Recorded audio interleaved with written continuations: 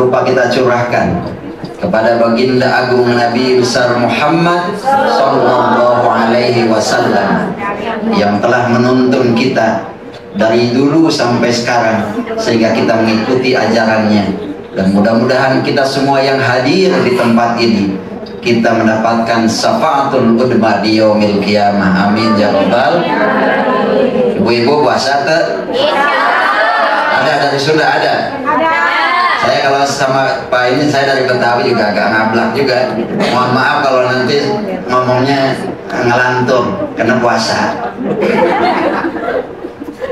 Bapak Ibu, puasa di bulan Ramadan itu ada syaratnya. Tahu Ibu syaratnya tahu?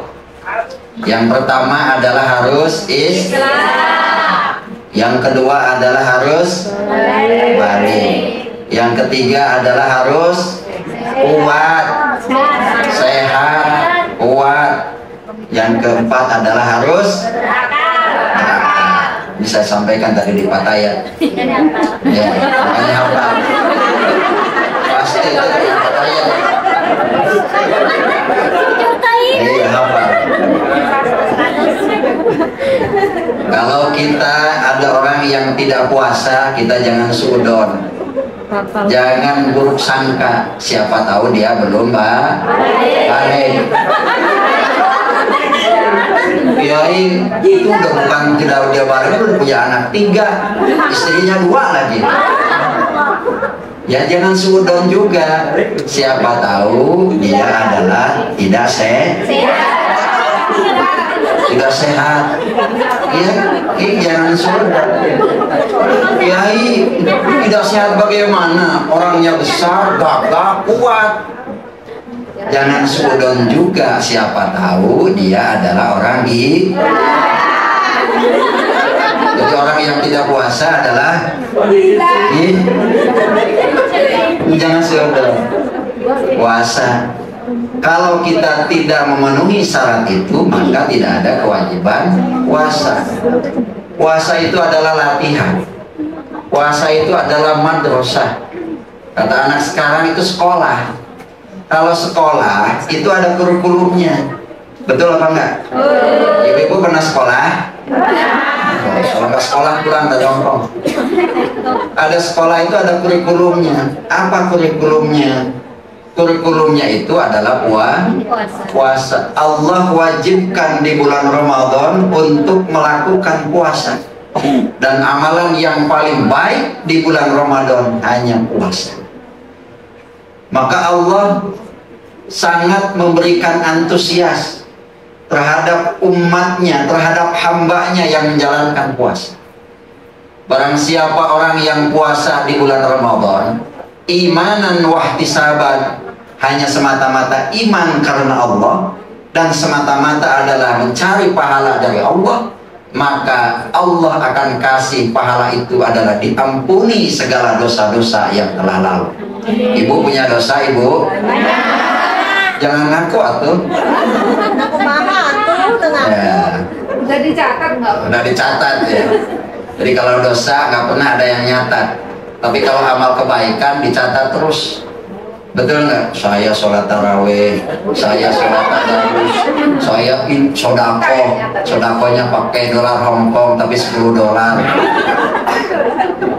Dicatat terus. Tapi yang namanya dosa tidak pernah dicatat. Tapi kalau kita punya dosa banyak, dengan berkat rahmat Nabi Muhammad SAW dan anugerah yang diberikan oleh Allah, kita puasa dapat diampuni segala dosa-dosa kita. Amin ya rabbal. Itulah hebatnya puasa. Puasa itu kan melatih kejujuran. Puasa itu adalah melatih bagaimana kita tidak bohong. Betul? Betul? Laras? G? Orang Jawa ketahuan. Jadi kalau kita puasa itu melatih bagaimana kita jujur.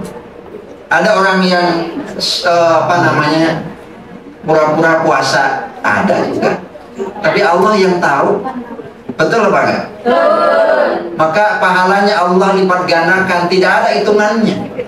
Kalau sholat berjamaah hitungannya 27 derajat. Yang namanya puasa, Pak, nggak ada hitungannya. Wa ana azzi, kata Allah, saya yang akan membalasnya kepada orang yang melakukan itu. Betapa istimewanya melakukan ibadah puasa. Jadi kalau ada ibadah-ibadah yang lain bisa ketahuan. Bapak ibu sholat ketahuan apa enggak? Pakai bajunya bagus, sorbannya bagus, sarungnya bagus, ibu-ibu mau kenanya juga bagus, kerudungnya bagus, bisa dilihat oleh orang. Betul? Tapi apalagi yang namanya naik haji, sekampung diantarkan dari rumah sampai ke bandara, padahal dia mau naik haji. Itu kelihatan, sodakoh yang kita berikan kelihatan. Tapi yang namanya puasa tidak ada yang lihat. Orang bisa juga berbohong. Kan ada nih, mungkin yang tidak puasa, bukan di sini, di sana, di Indonesia. Nah, di sini saya percaya, di Indonesia ada orang yang nggak puasa kan pura-pura ngeler, ya? Kenapa kamu puasa? Mudah terus, sampai seember mudahnya. Ya, tapi apakah bisa sejatinya dia adalah puasa? Belum tentu, karena dia yang tahu hanya Allah Subhanahu wa Ta'ala. Itulah hebatnya puasa, dilatih kita untuk melakukan kejujuran dalam tindakan perilaku dalam kehidupan sehari-hari. Itu adalah puasa. Maka puasa adalah merupakan satu ibadah yang paling utama. Kurikulum yang lain, pelajaran yang lain tidak hanya puasa. Anda dilatih bagaimana untuk sholat malam. Yang kita lakukan sholat tarawih. Sholat tarawih di Hongkong berapa rakaat, Bu? Di Hongkong berapa rakaat? Ada yang 23 ada? Ada yang 11 ada? Ada yang 36 ada? Saya yakin tidak ada. Nah, imamnya saja begitu assalamualaikum, makmumnya langsung kabur. Apalagi di Hongkong, beda dengan di Indonesia. Islam itu adalah ad-dinu yusrun. Islam itu adalah mudah, jangan engkau mempersulit diri.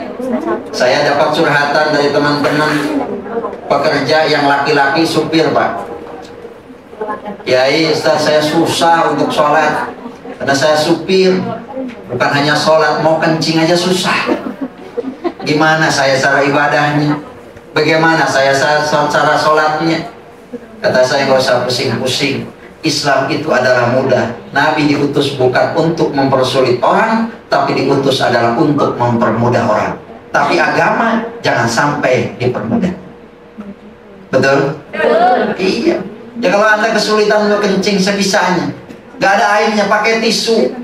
Fikih sudah mengatakan ada istinja. Istinja Ustaz harus pakai batu. Di Hongkong nyari batu kemana? Betul, Pak? Mau nyari batu kemana? Saya mau istinja, nyari batu dulu nggak akan mungkin itu. Yang ada hanya tisu. Gunakanlah tisu.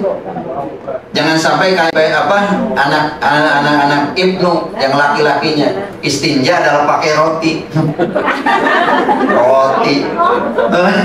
Gimana? Dia ada jalan keluarnya. Tidak usah mempersulit.